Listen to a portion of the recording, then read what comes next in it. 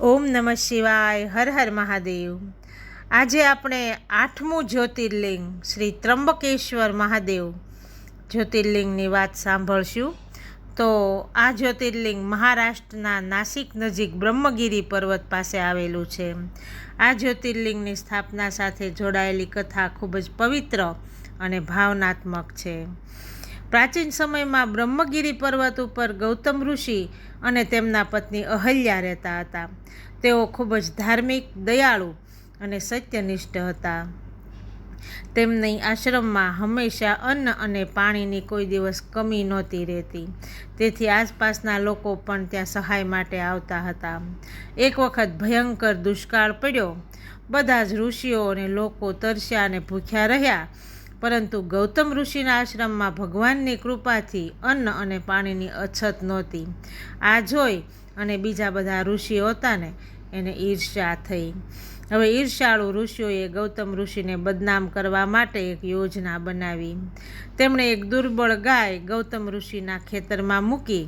ગૌતમ ઋષિ ખેતરમાં કામ કરતા હતા ત્યારે ભૂલથી ગાયને ઘા લાગી ગયો અને ગાયનું મૃત્યુ થયું.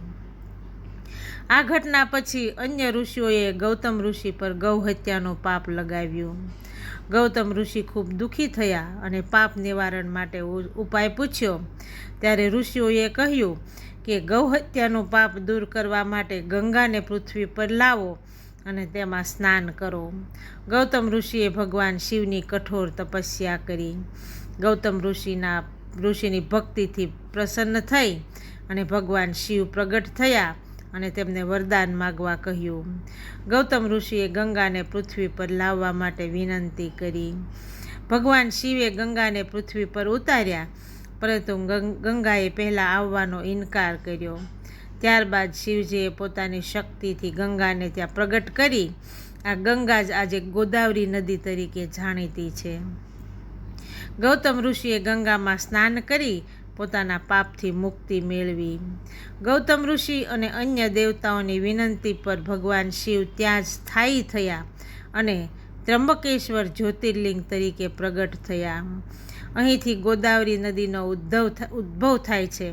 આ જ્યોતિર્લિંગમાં 3 મુખ બ્રહ્મા, વિષ્ણુ, મહેશનું પ્રતીક માનવામાં આવે છે. અહીં પિતૃદોષ અને કાળ સર્પદોષના નિવારણ માટે ખાસ પૂજા થાય છે. આ સ્થાન ખૂબ જ પવિત્ર તીર્થ છે. ત્રંબકેશ્વર જ્યોતિર્લિંગની કથા આપણને શીખવે છે કે ઈર્ષ્યા અને દોષારોપણથી સત્ય દબાવી શકાતું નથી. ભક્તિ અને તપ દ્વારા ભગવાનને પ્રસન્ન કરી શકાય છે. પાપમાંથી મુક્તિ માટે સાચા મનથી પ્રાયશ્ચિત જરૂરી છે. ઓમ નમઃ શિવાય. મહાદેવ મહાદેવ.